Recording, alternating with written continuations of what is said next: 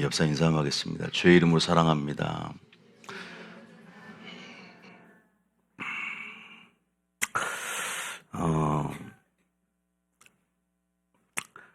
주님께서 신앙생활 하고 있는 여러분에게 어떤 질문을 하신다면 제자들에게 물었던 것과 동일한 수준의 또 동일한 유의 질문들을 하실 거예요. 많은 공간복음의 질문이 나와 있지만 이렇게 물어볼 겁니다. 너는 나를 누구라 하느냐? 그럴 때 여러분 뭐라고 대답하실 겁니까? 제자들은 이렇게 대답했어요. 마태복음 16장 13절에 한번 읽어볼까요? 내가 믿는 대상을 어떻게 인식하고 있는가? 우리 하나님은 나에게 있어서 누구인가? 아마 대답이 상이할 수 있어요. 그 대답이 여러분이 가지고 있는 영적 형편, 여러분의 대충의 믿음의 수준이나 영적 형편을 가름해 볼 수 있는 척도가 될 수도 있어요. 굉장히 중요한 질문입니다. 여러분의 믿는 하나님, 예수님을 누구라 하느냐라는 것이죠. 대답이 틀려질 수 있어요. 각자마다. 여러분 한번 생각해 보세요. 나는 예수님의 누구인가? 조금 지식적인 대답 말고, 세상을 창조하신 분 이런 거 말고, 예수님은 나의 누구인가? 자, 한번 13절 읽어보겠습니다. 시작. 예수께서 빌립보 가이사랴 지방에 이르러 제자들에게 물어 이르시되 사람들이 인자를 누구라 하느냐? 이르되 더러는 세례 요한, 더러는 엘리야, 어떤 이는 예레미야나 선지자 중에 하나라 하나이다. 사람들이 예수님을 누구라 하느냐에서 점점 좁혀집니다. 15절 이시되 너희는 나를 누구라 하느냐? 더 좁혀지면 여러분 각자는 예수님을 누구라 하느냐? 굉장히 중요한 질문입니다. 굉장히 중요한 신앙의 질문이에요. 이것을 여러분이 답하기를 원하세요. 하나님이 누구인가, 예수님이 누구인가를 아는 것. 한번 계속 끝까지 읽어볼까요? 자, 시작. 이르시되 너희는 나를 누구라 하느냐 물어보죠. 자, 여기까지 한번 읽어볼게요. 여러분, 우리는 예수님이 여러분의 누구입니까? 많은 은유를 통해서 언약의 기초에서 하나님과 우리의 관계, 예수님과 우리의 관계가 정의되어 있습니다. 친구이기도 하고요. 또 하나님 우리의 아버지이기도 하고, 예수님 같은 게 우리의 신랑이기도 합니다. 자, 대상을 내가 누구라고 설정할 수 있겠죠. 다 그분은 변하지 않고 속성은 일관되지만 왜 우리에게 이런 은유, 이런 관계로 우리에게 말씀하시면서 우리와 예수님의 관계를 정했냐면 구체적인 관계를 인식하고 더 실제적인 관계로 들어오라는 사인이에요. 더 친밀한 관계로 들어오라는 주님의 배려입니다. 이해되셔요? 여러분, 만약에 우리가 예수님을 신랑으로 인식을 한다. 우리는 뭐가 되죠? 신부라는 정체성을 확실하게 확립을 합니다. 그러면 더 많은 유익이 와요. 왜냐하면 이제 주님 오실 때 어린 양의 혼인잔치가 벌어집니다. 휴거된 직후 휴거의 사건부터가 어린 양의 혼인잔치예요. 그러면 어린 양의 혼인잔치, 이제는 우리가 예수님을 믿고 결혼을 했다고 하는데 엄밀히 말하면 우리나라 형편으로 보면 약혼 정도의 수준이죠. 주님 오실 때 최종적인 구원, 최종적인 구원의 완성, 예수님 다시 오실 때 진정한 결혼식, 어린 양의 혼인잔치로 영원한 생명과 영원한 복락을 누리며 들어가게 되죠. 그럴 때 우리가 신랑의 그 친밀함 속에 나의 신랑이라는 예수님에 대한 대상의 인식이 있다면 우리는 신부로서 정체성 가운데 더 그 결혼이라는 언약 안에 숨은 뜻과 결혼이라는 용어, 결혼이라는 언약 안에 숨겨진 주님의 어떤 계속 풀어놓는 계시. 신랑은 지금도 계시를 계속 풀고 있는데 그 신랑의 언어를 이해하고 신랑의 계시를 이해하고 결혼 안에 신랑의 뜻을 이해하면서 우리는 더 신부단장을 잘할 수 있다는 것이죠. 더 우리는 신부의 영성을 무장할 수 있다는 것이죠. 여러분 그거 아십니까? 그런데 예수님이 신랑으로 오시는지도 모르고, 그러면 어린 양의 혼인잔치가 무엇인지 개념도 모르는 상태에서 사모함도 없습니다. 준비됨도 없습니다. 성경 속에 내가 신부의 정체성을 알면 에스더가 신부단장을 했던 것에서 우리가 영적 계시들, 숨은 계시들을 우리 가운데 드러내십니다. 여러분, 사도 바울도 우리를 신부라고 묘사했어요. 세례 요한도 우리를 신부라고 묘사했어요. 열 처녀 비유에서도 마찬가지. 수많은 성경 속 계시 가운데 구약에서부터 언약을 맺은 사건은 하나님과 결혼한 사건이라고 표현을 합니다. 여러분이 누구인가? 물론 우리가 누구인가에 대한 정체성은요, 하나님이 누구인가를 알 때 비로소 내가 누구인가를 그 빛 가운데 알 수 있습니다. 믿습니까? 먼저는 하나님이 누구인가를, 예수님이 나에게 어떤 존재이고 그 대상을 내가 어떻게 인식하느냐가 굉장히 중요해요. 마귀는요, 마지막 때 여러분의 정체성을 흐려버리기를 원해요.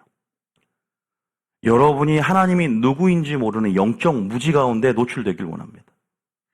스스로 멸망하기를 원해요.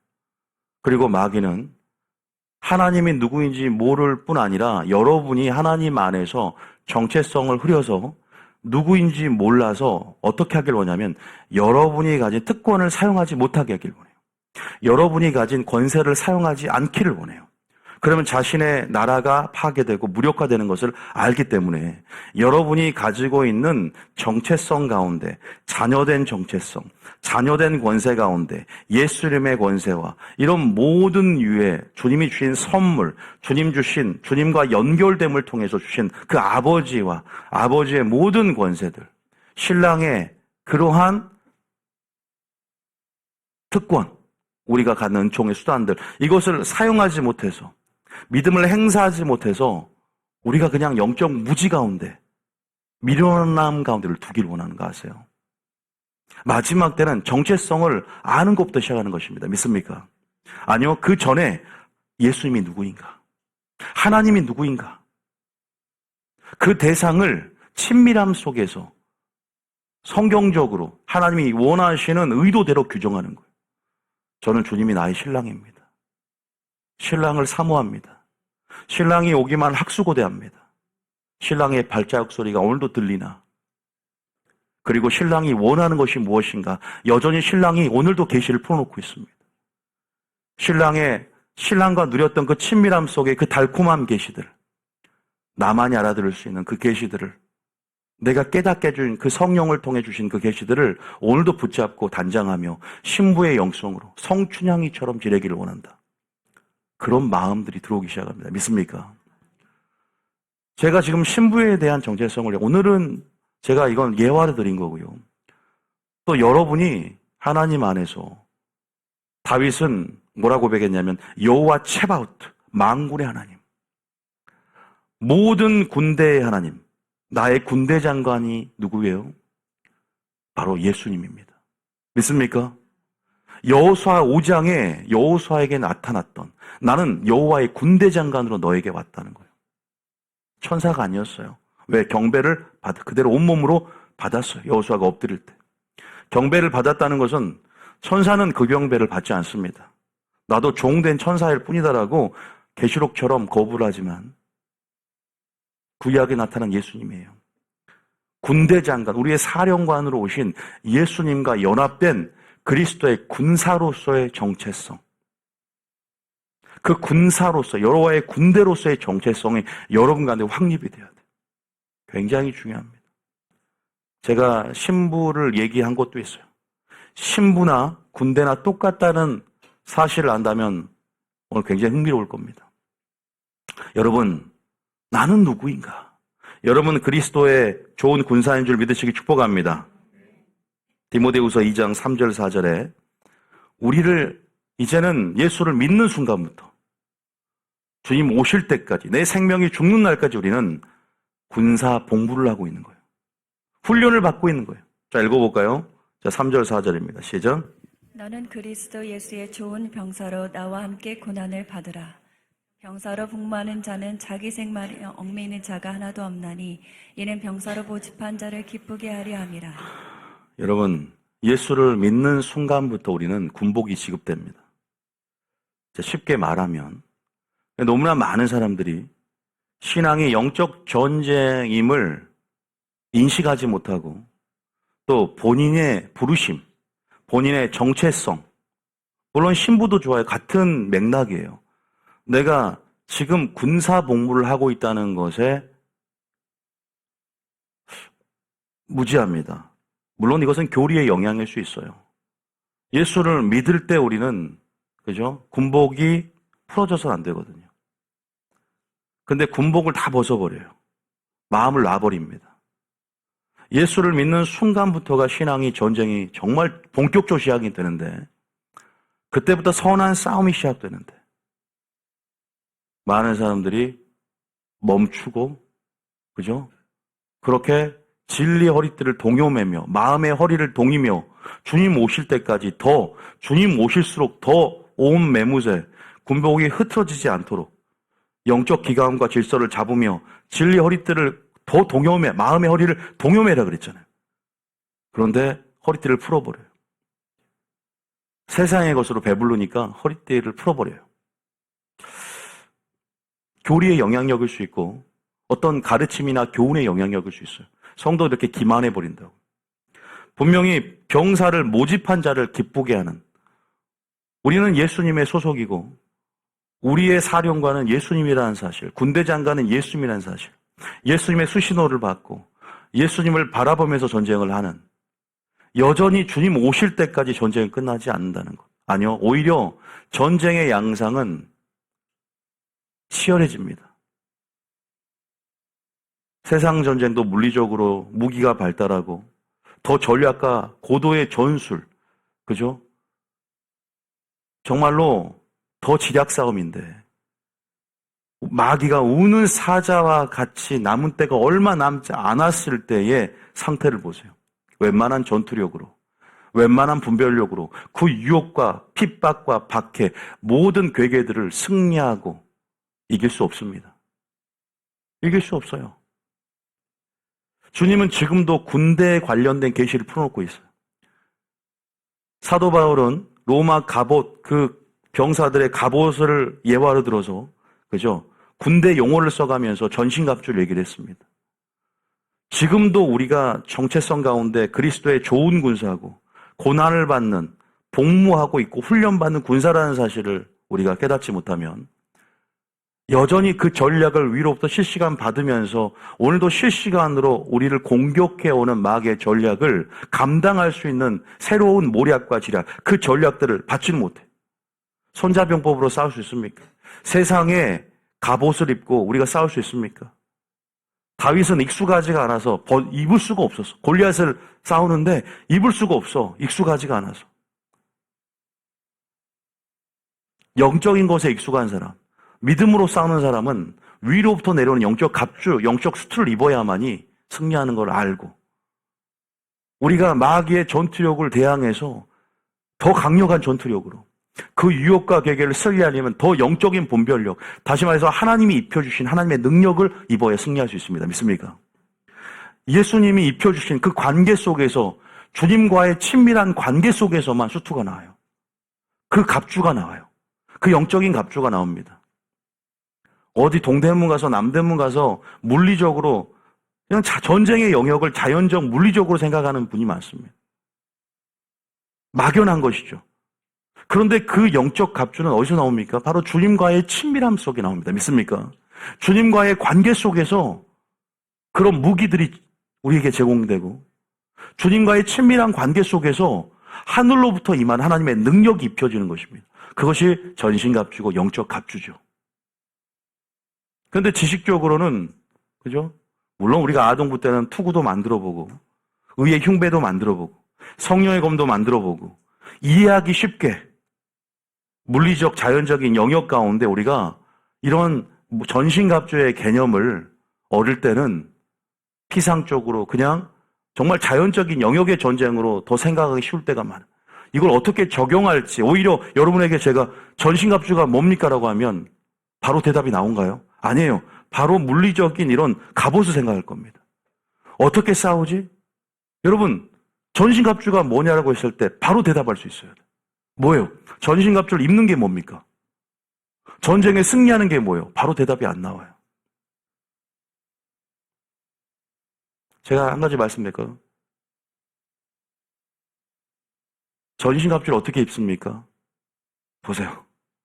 이게요, 지식이 되는 사람과 날마다 이 영적 갑주를 취하며 입는 사람들의 특징은 뭐랄까, 이것이 지식이 아니라 날마다 입기 때문에 이것이 입는 방법에 있어서 또 날마다 입기 때문에 이것이 익숙함을 통해서 그냥 어떻게 하는지 원리들이 알아집니다. 영적 원리들이. 저는 거기에 대해서 오늘 말씀드리고자 하는 거예요. 우리가 오해하고 있는 전신갑주. 하나님은 어떤 전신갑주를 입기를 원하는가? 여러분들이 마귀와 싸울 때 여러분이 전쟁 수트를 벗고 있으면 허리띠를 잠깐만 풀고 있어도요. 마귀가 우는 사자와 같지 않습니까?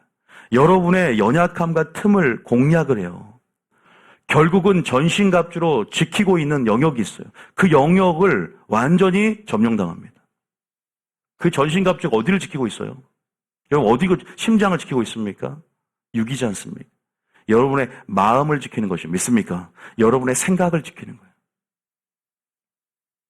마음과 생각을 지키는 거예요.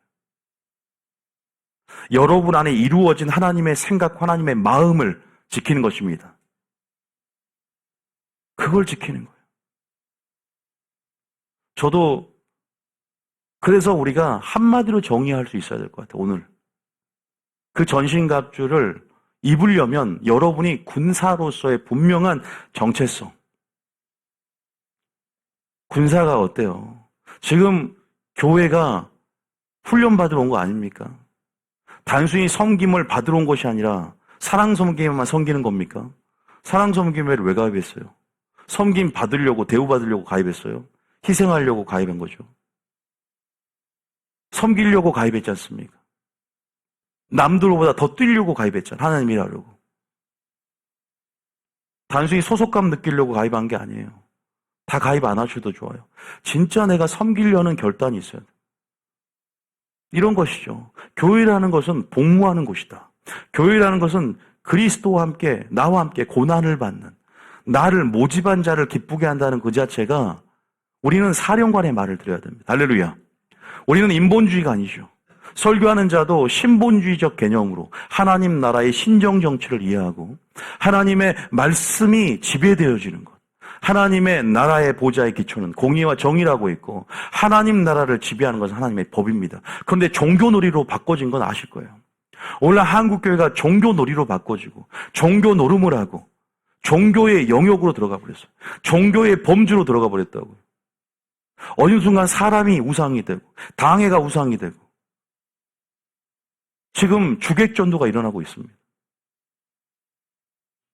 왜 설교하는데 성도들 눈치를 살핍니까?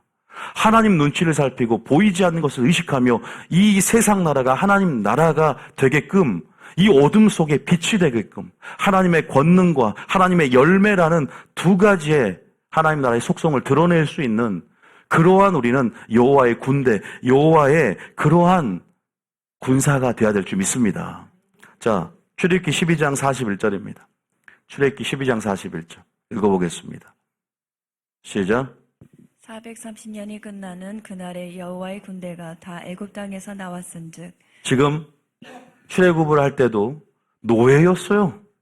죄에 우리가 노예로서 그죠? 종로로 타고 있었어요. 그런데 주님이 피로 말미암아 구속해서 홍해로 세례를 받고 나왔단 말이에요. 그런데 그들을 뭐라고 하냐? 여호와의 군대라고 합니다. 구약에서는 전부 전쟁 얘기가 많습니다. 그게 무슨 말입니까? 바로 신앙은 전쟁이란 뜻이에요. 그렇게 영예가 되어져요.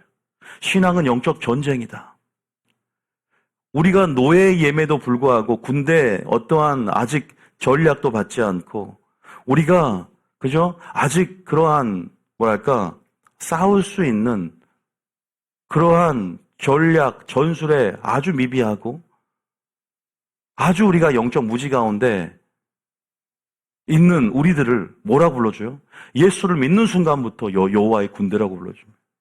그런데 이 군대는요, 복무가 3년 끝나고 해제되는 게 아니에요. 지금은 1년 6개월밖에 안 되나요? 우리 2년 2개월이었는데. 너무 줄었어요. 근데 우리는 이스라엘처럼 여러분 평생이에요. 지금 이스라엘 전쟁 날 때 전국 각지에서 그죠? 자원으로 입대하는 거 보십시오. 나이가 80이 되고 90이 되어도 여자들까지도 자원 입대합니다. 그 자세 자체가 정체성이 확실하니까. 여러분, 우리가 정말로 지금 주님 오실 때까지 군사를 복무하고 그런 사람들은 긴장감을 늦추잖아요. 여러분, 기도원의 300용사 선출할 때 보세요. 하나님이 테스트할 때 너무나 사막에서 목이 말라. 미드온과 싸우는데 지금 이 병사를 선출하는 데 있어서 물을 어떻게 먹는지, 어떤 자들을 300용사를 선출합니까? 적군의 동향을 주시하면서 본인이 군사요, 지금 전시 상황임을 이해하면서 적군의 동향을 주시하면서 조심스럽게 먹은 자들 300명을 줄였어요. 그냥 배고프다고 얼굴을 물에 쳐박고 먹는 사람들 떨어집니다. 자기 배만을 위하고 시선을 끝까지 주님께 고정하면서 지금 영적 긴장감과 때로는 내가 두렵고 떨림으로 구원을 이루어가면서 지금 내가 영적 전쟁 가운데 지면 끝난다. 내가 죄에서 지면은 노예와 포로가 된다. 죄의 종 노릇하면 적은 죄라도 지옥 갈 수 있다는 것을 우리는 인식합니다. 지면 마귀에게 유린당한다. 보세요. 오늘 그 아버지의, 이스라엘 그 아버지의 그 절규를 보세요. 자기 딸이 포로로 잡혀가니까 차라리 죽어서 감사하다. 뉴스 안 보셨어요? 포로로 잡혀가면 마귀에게 유린당하는 거예요. 포로로 잡혀가면 다람쥐가 쳇바퀴에 구르듯 갇히는 거예요. 40년의 광야 생활은 원어로 쳇바퀴에 갇히다는 뜻이에요. 죄의 종노릇하고 죄의 노예가 될 때. 전쟁은 반드시 승리해서 주님이 그랬잖아요. 반드시 이기는 자가 돼야 된다. 반드시 이기는 자가 돼야만이 유업을 받는다. 끝까지 이기는 자가 되는 것이 유지가 된다는 뜻이에요. 원어를 자세히 보면 항상 믿음은 현재형을 쓰고 있고 항상 우리가 구원을 이루어가면서 항상 성령 충만도 구원도 유지되는 상태가 돼야 돼요. 시작보다 끝이 중요한 거예요. 주님이 우리에게 그런 정체성을 확립하고 신부도 줬습니다. 신부가 됐을 땐 더 신랑의 달콤한 계시들과 달콤한 신랑의 전략들 가운데 신부 단장하고 예복을 준비하고 어린 양의 혼인잔치를 위해서 준비되어져요. 그 예복이 수트예요. 그 예복이 전쟁 수트고 그 예복이 전신갑주예요. 믿습니까? 같은 의미예요. 그리스도의 좋은 군사로서 이제는 끝까지 우리는 정신 바짝 차리라는 표현이 성경에 나와 있어요. 우는 사자와 같이 너의 연약함과 틈을 타고 들어가서 너의 마음과 생각을 점령하고 마귀의 인격화가 이루어 내리는 것, 뿌리를 내리는 것, 견고한 진으로 여러분 생각에 숨어서 견고한 진, 이론과 철학, 견고한 진들을 여러분 안에 뿌리를 내리고 집을 만들었단 말이에요. 보이지 않는 영적 사각지대에 늘 응달인 지역에 내 영적 사각지대가 있어요. 말씀의 빛으로 나를 온전히 노출시키지 않으면 그런 지금 치열한 전쟁, 이스라엘 전쟁만 치열한 전쟁이 아니라 내 마음속에 지금 치열하게 전쟁이 있다는 사실. 전쟁 수트는 뭐예요? 전신갑주는 뭡니까? 나의 마음과 생각을 지키는 것이에요. 전쟁 전신갑주가 어떻게 입혀지는지 그냥 기도만 하면 전신갑주 입혀주세요. 어디 가서 물리적으로 살 수 있는 게 아니란 말이에요. 지금 전쟁인데 제가 영적으로 보면 전쟁 수트가 벗겨진 사람들, 덥다고 투구를 벗어버리고, 어떤 사람은 성령의 검이 없어. 성령의 검은 날이 확 서야 돼. 믿음의 방패는 방패 크기가 커야 돼. 의의 흉배, 이것들은 틈이 없어야 된다고. 아합은 틈이 벌어져서 그 화살이 그 사이로 그대로 뚫고 들어가서 진리의 허리띠가 꽉 조여서 마음의 허리를 동이를 매야 되는데 느슨하게 푼 사람들 천차만별이에요. 적어도 저희 교회는 상태가 좋습니다. 기도하면서 다 벗어제치고 그냥 하나님의 능력으로 무장하고 있어야 된다고. 여러분, 예수님께 시험을 걸 때, 세 가지 시험을 줄 때 갑자기 주지 예고하고 줍니까? 평소에 전신갑주를 항상 주면서 군대에서 말하는 5분 대기조처럼 늘 전쟁을 위해서 준비되고 스탠바이 돼 있어야 된다. 믿습니까? 영적 긴장감이 있어야 돼요. 이스라엘 전쟁이 일어나니까 지금 긴장감이 들고 전운이 감도니까 지금 경각심이 들고 경계심이 드는 이 수준을 넘어서 이것이 끝나더라도, 코로나가 끝나더라도 위기 때만 뭔가 위기감이 조성되어지고 우리가 정신 그때만 바짝 이례적으로 뜬다고요. 아닙니다. 엘리야가 갈멜산 전투에서 승리한 다음에 바로 우울증이었다고. 모세도 시내산 10계명을 받고 1년 동안 말씀을 받으면서 정비를 가다듬고 군대들이 이제는 민수기 출발할 때 나를 죽여달라고. 너무 힘들다고. 대형교회 목사님 모세가. 엘리야도 죽여달라고. 여러분, 끝까지 방심할 수 없는 것입니다. 끝까지 방심할 수 없어요. 전신갑주 항상 살펴야 돼요. 마귀가 하와를 전신갑주가 없는 거 알고 미혹했단 말이에요. 예수님은 뚫을 수가 없어. 예수님은 정말 뚫을 수가 없어. 연약함, 틈 찾아볼 수가 없는 거예요. 주님 뭐라 그래요? 내가 시험받는 자를 내가 먼저 시험받음으로 돕기 하여 시험을 받았다. 인류의 대표로 내가 시험을 받았다는 거지 예수님으로서 이긴 게 아니다. 나는 인류의 대표로, 사람의 대표로 마귀에게 시험을 받았을 때 능히 이길 수 있고, 뭐라 그래요? 너희가 세상에 환난을 당하나 내가 믿음으로 승리했고 이겼기 때문에 너희도 이길 수 있다라고 말씀하지 않습니까? 할렐루야. 예수님이 모범이 되는 거예요. 어떻게 승리했어요? 예수님은 그 자체가 예복을 입고 있어요. 예수님은 그 자체가 전신갑주를 입고 있다고. 영적인 눈으로 보시라고. 나는 지금 입고 있는가? 나는 군사로 정체성을 확립하고 지금도 긴장하면 나는 군사다. 나는 군대다. 아침마다 일어납니까? 깨어 있어야 되거든. 우리 체육대회 지금 오후에 가서 한다고 해서, 단합대 한다고 해서 여러분들이 깨어있지 못하면 안 돼요. 한순간이에요. 그럴 때 시험 들어요. 마귀는 예배 드릴 때만 지금 여러분들을 공략하는 게 아니에요. 수련회 준비할 때 아무것도 아닌 걸로 마음 상하게 한다고요. 마음과 생각, 여러분의 연약함 있잖아요. 상처, 거기를 밀고 들어가요. 목표가 뭐라고요? 믿음의 방패, 믿음을 떨어뜨리게 만들어요. 믿음을 떨어뜨리게 만들어. 여러분의 하나님의 의로 점철되어지고 그 의가 있어야 하는데 여러분의 생각이 높아지게 만들어. 진리의 허리띠, 바로 이것은 진실된 성품이에요. 그 성품을 거짓되게 만들어버린다. 한순간의 성품, 여러분의 그러한 성품 전부 전신갑주는 성품 덩어리예요. 의도 주님의 성품이죠. 진리의 허리띠는 말씀이 아니에요. 진실이란 뜻이에요. 진실의 허리띠예요. 진실의 방이 아니라 진실의 허리띠예요. 그분은 성실과 진실을 먹을 꼴을 삽니다. 제가 나중에 강해를 오늘 다 하진 않지만 그냥 진리의 허리띠는 하나님 말씀이 성령의 검이고 레마에, 진리의 허리띠는 진실된 성품을 얘기해요. 그 성품이 기초가 돼야 돼요. 믿습니까? 그런데 이런 하나님의 성품도, 믿음의 방패도 여러분을 막아주는데 불화살을 전부 믿음의 방패가 소멸되니까, 믿음이 없으니까 전부 공격을 그대로 타격감 있게 다 타격감을 받아버려요. 전부 타격을 입어버리는 거예요. 여러분 깨어 있어야 될 줄 믿으시기 축복합니다. 깨어 있어야 됩니다. 깨어 있어야 돼요. 저는 뭘 말하고 싶냐 오늘. 자, 그러면 아까 제가 말씀드렸어요. 오해가 참 많습니다. 오해라기보다는 전신갑주를 오늘 한마디로 딱 얘기를 해보자. 여러분 전신갑주의 중요성에 대해서 조금 제가 레마로 지금 얘기를 드렸어요. 복무를 시작한 날부터 복무가 끝나는 날은 주님 오실 때까지, 나의 생명이 닿는 날까지 영적 긴장감을 갖고 이제는 깨어나야 되는 것이죠. 그런데 어떻게 전신갑주를 입습니까? 어떻게 전신갑주를 입을까요?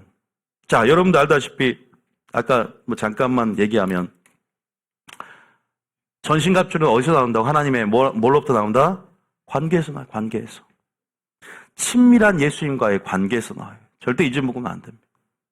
이 관계에서 나오는데, 자, 여러분 알다시피 진리 허리띠는 뭐라고요? 바로 진실이에요. 자, 나중에 이건 바로 성품. 자, 공통점을 찾아봐요. 성품이에요. 성품. 그리고 의의 흉배는 뭐죠? 의의 흉배는 바로 성품이에요. 진리 허리띠가 없다면 바로 거짓이에요. 의의 성품이 없다면, 의의 흉배가 없다면 나의 의입니다. 나의 생각입니다. 나의 생각이 높아지면 교만하게 돼요. 그러니까 주님의 관계 속에, 나의 마음 속에 주님의 나라가 이루어지고 성품이 이루어지는 것이, 그것이 전신갑주 하나님의 능력을 입는 거예요. 그것이 빛의 갑옷을 입는 겁니다. 막연하게 물리적인 영역에서 우리가 그 전쟁의 개념들을 그렇게 뭐랄까, 우리 하준이가 그런 말을, 유머를 하는데 한 번 더 생각하면 그건 유머가 아니래. 한 번 더 생각하고 웃으면 유머가 아니래. 바로 나와야 된대. 거기서 딱 진리가 오더라고. 이것도 한 번 더 생각하는 게 아니야. 전신갑주는 바로 그분의 성품이 이루어지는 거야. 할렐루야. 예복이 뭐예요? 시실과 날실에 그분의 정의와 공의라는 성품이 입혀지는 믿음 그 자체예요. 거룩 그 자체입니다. 믿습니까? 무슨 옷을 준비하는 흰 옷만 생각해. 그러니까 신앙은 성숙되지 않는데 흰 옷만 생각하고 있는 거예요. 그거 몰라도 좋아요. 그냥 거룩과 정결한 믿음. 다시 말해서 여러분 보세요. 성품이요. 성품. 방패는 뭡니까? 그냥 믿음의 방패입니다. 믿습니까? 보세요. 믿음이에요. 성품, 믿음. 투구는 뭔데? 소망이에요. 소망. 생각. 다시 말해서 생각이에요. 다 주님과의 관계 속에서 이런 마음과 생각을 지키잖아요. 우리의 마음 속에 하나님의 성품이 이루어지고, 다시 말해서 같은 영역 안에서 계속 주님의 소망으로 연결되어 있는 거예요. 전신갑주는요, 주님과 계속 연결되어 있을 때 강화가 됩니다. 이걸 깨달아야 돼요. 전신갑주 줄 테니까 네 알아서 싸우라는 것이 아니라 여전히 여호와의 군대 장관, 우리의 총사령관의 전두 지휘를 하는 것이죠. 수신호를 받고 그분께 시선을 고정하고 그분의 전략대로 실시간 전략을 바꿔오는 마귀와 영적 전쟁을 수행하는 거예요. 그래서 그분이 용서해라. 그것이 승리의 열쇠다. 그것은 선으로 악을 대항해야 된다. 계속 우리에게 세상의 가치, 손자병법이 아니라 하나님의 전략, 하나님의 말씀으로, 다시 말해서 또 보세요. 성령의 검은 뭐예요? 검. 보세요. 이것도 뭐예요? 하나님의 말씀이에요. 여러분들이 알던 평안의 복음의 신발은 뭐예요? 이것은 전쟁 때, 복음이라는 말도 있지만 전쟁 때 지탱할 수 있는 힘이 있어야 돼. 미끄러지지 않는 힘이 있어야 돼. 주님으로 관계 속에 나오는 평강이 주장을 해줘야 돼. 여러분, 전부 뭐가 됩니까? 성품, 믿음, 소망, 말씀. 내 안에서 주님의 성품이 이루어지고 하나님의 말씀이 내 마음속에 뿌려져서, 그죠? 주님의 마음을 이루는 것이에요. 주님의 의를 이루어가는 거예요. 주님의 성품이 진리 속에서 내 안에서 언약의 기초에서 주님의 형상이 내 속에 이루어지는 것이죠. 그리고 정말로 조금은 공격적이고 조금은 방어적인 무기들이 다 있어요. 공격적인 무기 하나님 말씀을 가지는 것이죠. 여러분들이 만약에 이런 전신갑주를 입으면 멈춰 있으면 안 돼. 믿음이 성숙해질수록 어떻게 될까? 방패가요, 커져요. 방패가, 이만한 방패가 내 몸 전체를 가릴 수 있는 그 하나님을 신뢰하는 정도가 믿음의 방패 크기가 되는 거예요. 어떤 사람 믿음이 없으니까 방패가 없어. 방패가 없으면요, 전부 없는 것과 마찬가지. 연결돼 있거든, 다. 소망이 없어도 마찬가지야. 전부 무너져. 그러니까 여러분들이 이 개념을 뭔가 하나하나 외워서 지식이 아니라 한마디로 정의해야 돼. 주님의 관계 속에서 우리는 계속 이 전신갑주가 연결돼 있어야 돼. 그러니까 여러분들이 어떻게 이걸 발전시킬 것인가, 이 최신식 슈트로 어떻게 업그레이드 시킬 것인가를 생각해야 돼. 다윗이 입었던 영적 갑주를 생각하라고. 골리앗을 승리할 수 있었던 그 갑주. 먼저는 하나님의 이름, 여호와 체바오트, 모든 군대 장관으로서의 하나님의 이름을 인식했고, 하나님이 그러한 하나님이기에 그 이름의 능력을 경험했고, 자신이 용사하고 전사라는 걸 깨달아요. 그리스도의 군사로서 복무하며 영적 전쟁을 수행하는데, 마귀가 나의 전쟁의 대상이고 내 자아가 전쟁의 대상임을, 내 마음의 전쟁이 치열한 전쟁터임을 먼저 인식을 해야 돼. 할렐루야. 우리는 뭐와 싸우는 거죠? 죄와 싸우는 거예요. 믿습니까? 죄와 싸우는 거예요. 마귀와 싸우는 것입니다. 단순히 세상과 싸우는 게 아니라 내 자아와 싸우는 거예요. 세상에 이끌리는 그 유혹을 받는 내 자신과 싸우는 것이죠. 싸움의 대상이, 가장 최대 주적이 공산당입니까? 내 자신임을 인식해야 돼. 믿습니까? 하마스도 아니야. 단순히 내 자신임을 먼저 인식하는 영적 전쟁에 승리하는 것이 지금 이스라엘이나 하마스 전쟁에서 우리에게 교훈하는 바예요. 이것도 안 되고 이스라엘에서 기도하면 뭐예요? 내 죄도 주장하지 못하는데. 은혜로 죄를 이기고 은혜가 내 삶을 주장하게 만들어야지. 믿습니까? 그리스도의 십자가를 헛된 것으로 바꾸면 안 된다고. 우리가 예수님 믿을 때부터 여호와의 군대로 불러줬다는 것을 기억하세요.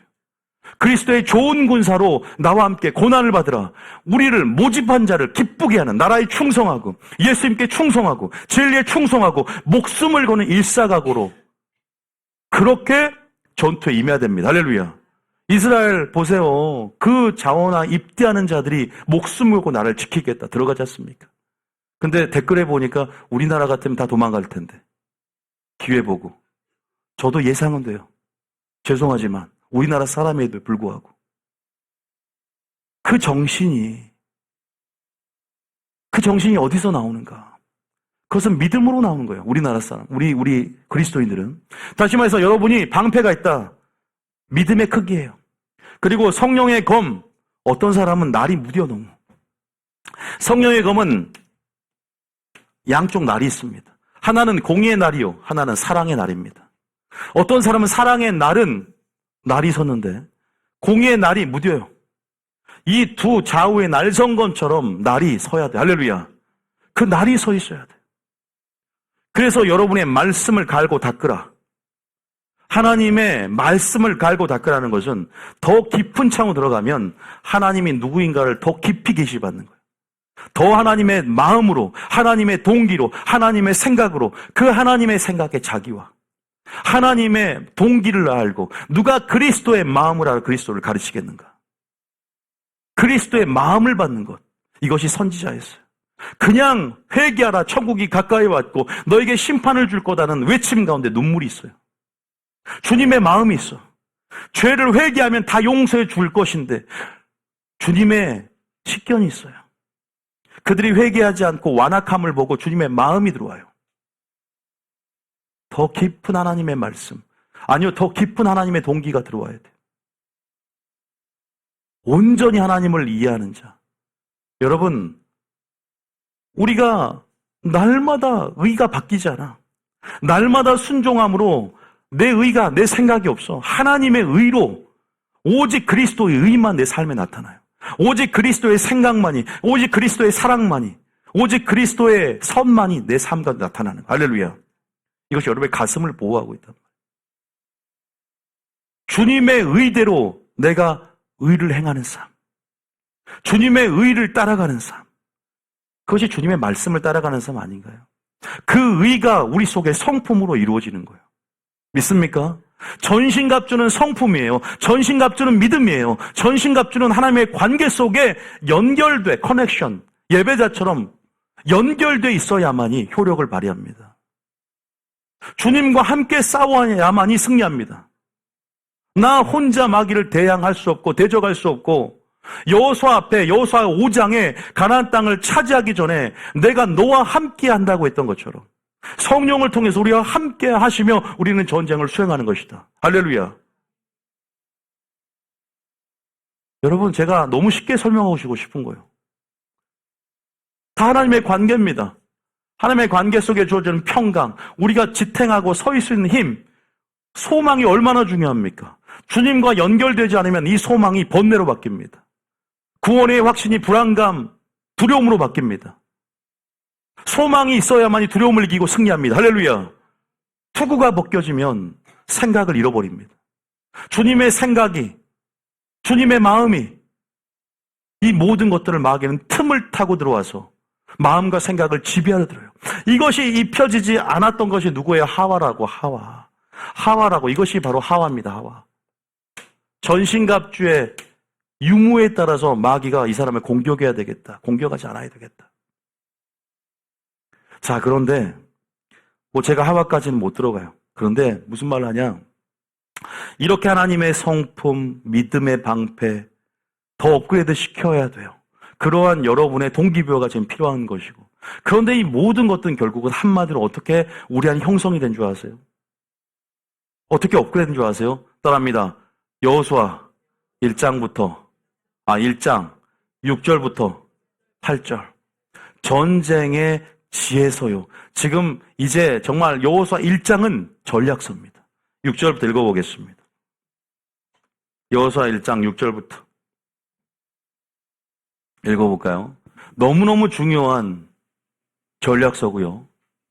여호수아와 함께, 여호수아는 예수님을 예표하기도 해요. 이제 우리 신약의 성도들이 제2 구속사를 맞아서 모세로 끝난 이제 율법의 시대를 넘어서서 이제는 가나안 땅을 향해서 우리는 전진해 가야 됩니다. 할렐루야. 멈추면 안 됩니다. 여리고성을 점령하고 아이성을 점령하며 이제는 가나안 땅을 차지해 들어가야 돼요. 천국을 이미 주셨지만 십자가를 통해 우리는 이미 이긴 승리지만 믿음으로 취하며 우리는 여전히 신앙은 전쟁임을 알고 우리는 끝까지 예수님과 함께 나아가야 된다. 할렐루야. 거기에서 미리 여호수아 1장에 두려워하는 자들에게 하나님은 전략을 주십니다. 바로 승리할 수 있는 전략.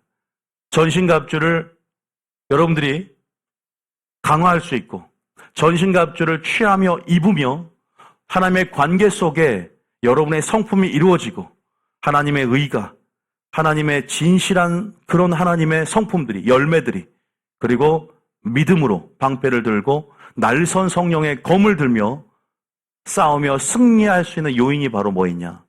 바로 순종하는 삶이 있어요. 너무 험합니까? 너무 간단합니까? 순종으로만이 됩니다. 할렐루야. 이것이 순종함으로만 돼요. 6절입니다. 시작. 강하고 담대하라. 너는 내가 그들의 조상에게 맹세하여 그들에게 주리라 한 땅을 이 백성에게 차지하게 하리라. 이 땅은 바로 천국입니다. 아니요, 천국뿐 아닙니다. 여러분에게 유업을 주기 원하세요. 할렐루야. 세상에 있어서도 온유한 자는 땅을 차지하리라. 온유가 뭡니까? 순종이 기본 베이스예요. 죽기까지 복종하는 삶을 온유라고 하는 거예요. 이 땅을 이 백성들이 차지할 것이다. 그 범위는 내세부터 현세입니다. 물론 궁극적으로는 천국을 준다는 거예요. 7절입니다. 시작. 오직 강하고 극히 담대하여 나의 종 모세가 내게 명령한 그 율법을 다 지켜 행하고 우로나 좌로나 치우치지 말라. 그리하면 어디로 가든지 형통하리니. 이 구절을 잘 읽어봅시다. 오직 강하고 극히 담대하여 나의 종 모세가 내게 명령한 그 율법을 다 듣기만 하여 자신을 속이는 자가 되지 말고 하나님 말씀은요, 내 속에서 내가 그 말씀을 지켜 행할 때 그 말씀이 내 속에 이루어져서 성품으로 만들어지는 거예요. 할렐루야. 이 원리를 반드시 잊어먹으면 안 돼요. 하나님 말씀을 행할 때 마음의 할례가 베풀어진다 그랬어요. 우리가 사랑하는 삶을 살 때 사랑하는 마음이 들어와요. 근데 듣기만 하여 자신을 속이면 전신갑주가 내 속에 하나님의 능력으로서 발휘하지 못하고 전부 껍데기가 됩니다. 모양만 있는 거예요. 능력은 없고. 경건의 모양만 있고 능력이 없는 것처럼 전신갑주의 모양만 있고 능력은 없어요. 교인의 모양은 있지만 성도의 능력이 없는 거예요. 보세요. 율법을 다 지켜 행하고 우로나 좌로나 치우치지 말라는 거예요. 시선을 예수님께 고정하라는 거예요. 군대장관, 사령관인 예수님께 고정하라는 거예요. 할렐루야. 다윗은요, 골리앗 싸울 때 사울이 입혀주는 값지 입지도 않았어요. 오직 하나님의 영적 갑주만이 시선을 고정한 거예요. 하나님의 능력에, 하나님의 성품의 시선을 고정하는 거예요. 할렐루야. 내 신랑의 성품에 고정하고, 신랑의 의에 고정하고, 신랑의 믿음에 고정하고, 신랑의 소망에 고정하는 거. 할렐루야. 그 소망이 나의 소망이 되고, 그 성품이 나의 성품이 되고, 그 믿음이 나의 믿음이 되는 거. 할렐루야. 주님만을 따라가는 거예요. 주님이 하라는 대로 수신호를 보내면 오른쪽으로 가라, 오른쪽으로 가는 거예요. 그것이 바로 언약궤를 따라가는 행군의 삶이고, 그것이 전쟁을 이기는 열쇠라는 거예요. 아말렉 군대를 어떻게 이깁니까? 기도하니까 이겼어요. 할렐루야. 주님의 수신호를 보내고 순종하는 대로 순종했더니 하늘의 능력이 펴지고 하나님이 우리를 위해서 싸우시더라. 하나님이 우리 편에 천사를 보내서 승리하게 하신다. 할렐루야. 또 순종함을 통해서 나의 겉사람이 제어가 돼요. 내 마음이 순종함을 통해서 방어벽이 쳐져요. 내 마음이 불성각이 쳐진다고 순종하는 삶을 통해서. 할렐루야. 순종은 친밀함의 열쇠요. 순종은 비밀이 열어지는 열쇠요. 순종은 성품이 이루어지는 열쇠요. 순종은 하나님 나라가 열어진 열쇠입니다.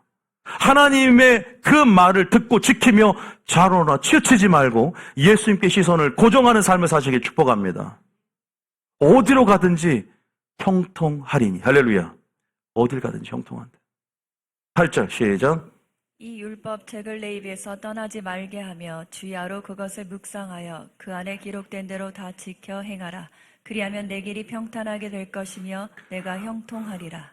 할렐루야.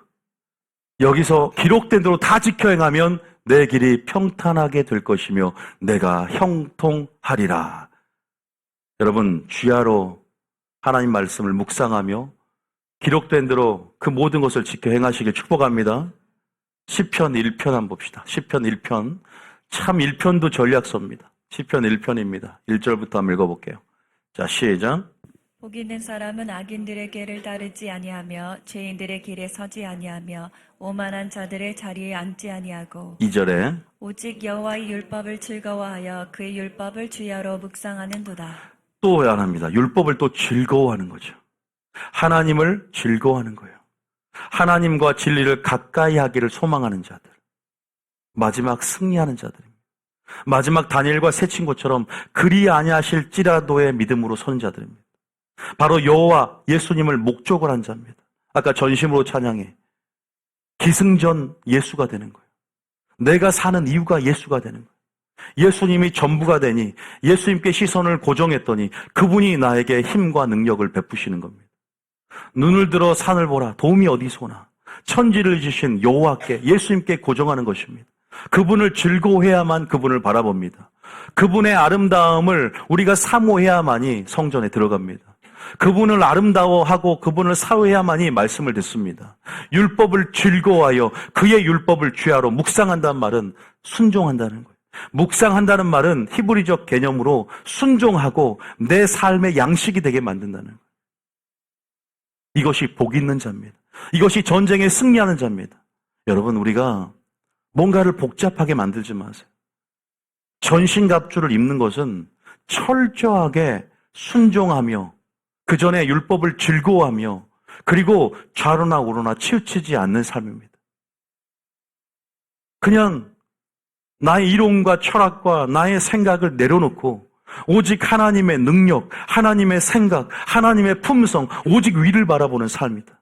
주님과의 관계 속에서 연결되어져서 여전히 공급하시는 신령한 젖줄이 되는 거예요. 여전히 공급하시는 시냇가가 되시는 거예요. 여전히 공급하시는 생수의 근원이 되시는 거예요. 여전히 공급하시는 위로부터 능력이 임하고 위로부터 지혜가 임하고 위로부터 말씀이 임하고 그분과의 연결됨, 그 연결됨 안에서 전신갑주는 능력이 됩니다. 믿습니까? 여러분의 전신갑주가 무엇이냐? 여러분의 예복은 무엇이냐? 아니요, 무엇보다 나는 군사냐, 신부냐, 정체성이 제대로 되어 있냐 이 말이에요. 지금 나는 전시 상황임을 인식하느냐, 아니면 이스라엘과 하마스 공격만 보고 마지막 때구나, 전쟁이구나가 아니라 지금 내 마음의 전쟁터, 지금 전쟁 중임을 알고 깨어있냐 이 말이죠. 어떤 무기가 있냐? 무기가 뭐예요? 말씀입니다. 무기가 뭐예요? 주님의 성품으로 점철되어지면 마귀가 공격할 틈을 못 찾아. 아, 얘는 다니엘처럼 고소할 틈이 없네. 얘는 마음과 생각을 뚫고 들어갈 수 없어. 근데 얘는 하와처럼 생각이 열려있네. 삥 꽂고 좀 반쯤 해롱해요. 말씀으로 무장이 안 돼 있어. 성품으로 무장이 안 돼 있어. 내 연약함이 어딘 줄 알고 온 몸을 완전 무장해요. 할렐루야. 하나님의 능력으로 감싸야 돼요. 나의 생각이 하나님의 생각이 되고 하나님의 품성이 나의 품성이 되고 이렇게 기대만 하지 말고 이러한 업그레이드된 최고의 품질의 영적 값들을 사모만 하지 말고 순종하는 삶을 살면 됩니다. 할렐루야.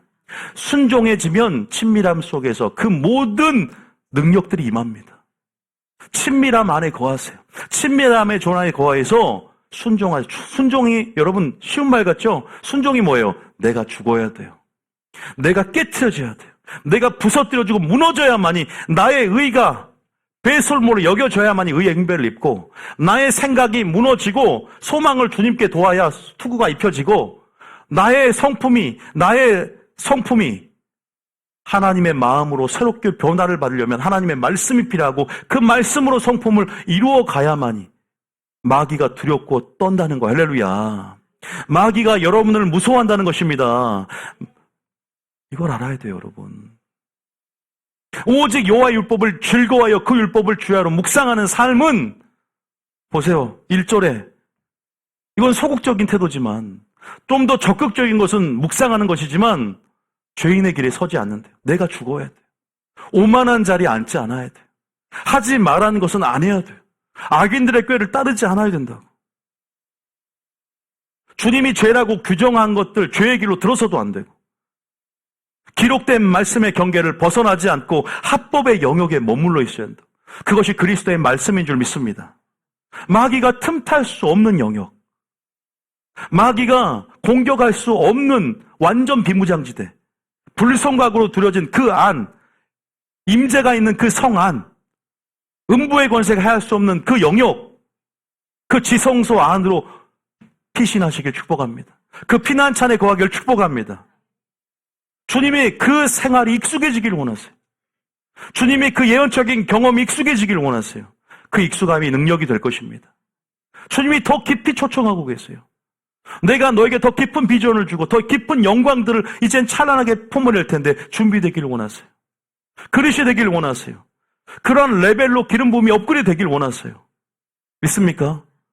더 강력한 전쟁이 올 것입니다. 이스라엘 하마스 3차 세계대전으로 이제는 좀 더 시간이 흐르면 비화될 수 있고 중동의 화약고가 터질 수 있어요. 이거보다 더 무서운 것은 내가 마귀에게 지는 거예요. 내가 마귀에게 유린당하는 거예요. 내가 포로로 잡혀가는 것보다 더 무서운 것이 지옥보다 죄임을 인식하는 것. 할렐루야. 지옥보다 죄가 더 무섭다는 사실을 군사들이 인식한다면 그 군사는 승리할 것입니다. 주님, 나는 지옥보다 죄가 더 무섭습니다. 예수님처럼 나는 하나님과의 친밀함에서 떨어지는 불순종이 더 괴롭습니다라고 고백할 수 있는 용사들에겐 하나님이 놀랍도록 칭찬하고 놀랄 것입니다. 이스라엘 중에 이만한 믿음을 본 적이 없다. 이런 군사를 내가 본 적이 없다. 내가 죽도록 주님께 충성하겠습니다. 죽음을 걸고 전장에서 내가 죽음을 만나러 가겠습니다. 죽음을 거는 거죠. 말씀에 순종한다. 제가 아주 쉽게 말했고 식상하게 들을지 모릅니다. 여러분, 순종은 죽음을 전제로 하는 거예요. 순종처럼 어려운 게 있습니까? 그래서 성령 충만이 필요하고 하나님 말씀대로 율법을 즐거워하며 그 말씀대로 순종하는 삶, 이것은 주님이 보장하는 삶이다. 할렐루야. 그러면 성품이 이루어지고 주님의 마음이 들어오고 주님의 생각이 나의 생각이 되고 자연스럽게 위로부터 능력이 입혀지고 주님이 익숙함이 되기 때문에, 주님이 나의 익숙함이 되기 때문에, 주님이 나의 목적이 되기 때문에, 나의 가치가 되기 때문에, 나의 즐거움이 되기 때문에 날마다 주님을 가까이 하는 삶이, 그 자체가 전쟁을 준비하는 삶이요 전쟁을 이기는 삶인 줄 믿습니다. 다시 말해서 전쟁을 승리한다는 것은 말씀에 순종하는 삶이에요. 믿습니까? 전쟁을 이긴다는 것은 하나님 방식대로 사는 삶을 얘기해요. 예수님처럼 말하고 생각하고 행동하면 이깁니다. 어떠한 전쟁도 이깁니다. 내 마음에서 승리합니다. 그것이 내 마음을 지킵니다. 무릇 너의 생명의 근원 마음을 지키라 그랬잖아. 어렵게 생각할 필요 없어요. 그 말씀에 순종하는 삶을 적극적으로 살아내면 어둠이 떠나갑니다. 7길로 들어와, 7길로 나갑니다. 한 길로 들어왔다가. 들어와 있는 것도 다 나갑니다. 해방됩니다. 축사됩니다. 믿습니까? 견고한 진, 빛의 말씀이 들어오면 파쇄됩니다. 그리스도의 생각에 복종시키십시오. 영의 생각이 나의 생각이 되십시오. 하나님의 생각에 자기와, 이것이 바로 전쟁에 승리하는 열쇠입니다. 이것을 한마디로 순종하라. 여호와의 말씀에 순종하라. 좌우나 치우치지 말라. 뉴비전 교회를 통해 주신 하나님 말씀의 기준 삼고 그 기준으로, 그 열심으로, 그 기준대로, 그 방향성대로 열심을 내며 끝까지 가나안 땅을 차지기까지 다름질하며 멈추지 말고 여리고성을 점령하고 물지의 성 아이성을 점령해 들어가라. 할렐루야. 틈을 찾지 말고 순종하려고 하라고요. 마귀가 내 틈을 어디 볼까가 아니라 모든 말씀에 순종하려고 하면 어느 순간 여러분의 틈들이 다 말씀과 보혈과 성령으로 메꿔져요. 믿습니까? 나의 연약함에 집중하지 말고 하나님이 나에게 주실 은혜들을 크게 보면서 주님의 완전하심에 집중하는 것이 예배다. 그것이 전쟁의 승리입니다. 믿습니까? 지금 무엇을 원하는가? 그래서 시편 1장은 전략서예요. 전쟁의 전략서. 다시 읽습니다.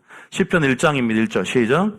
복 있는 사람은 악인들의 꾀를 따르지 아니하며 죄인들의 길에 서지 아니하며 오만한 자들의 자리에 앉지 아니하고 2절에 오직 여호와의 율법을 즐거워하여 그의 율법을 주야로 묵상하는 도다. 3절에 항상 우리 뿌리가 신령한 젖줄 시냇가에 연결돼 있어요. 공급 받으니까 전신갑주의 능력이 발휘가 되는 거예요. 자, 3절입니다. 시작. 그는 시냇가에 심은 나무가 철을 따라 열매를 맺으며 그 잎사귀가 마르지 아니함 같으니 그가 하는 모든 일이 다 형통하리로다. 시냇가에 심은 나무.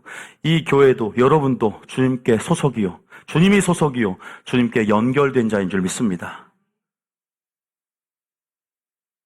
여러분 3절까지만 읽겠습니다. 오늘 말씀을 마치고요, 찬양 하나 틀어주세요.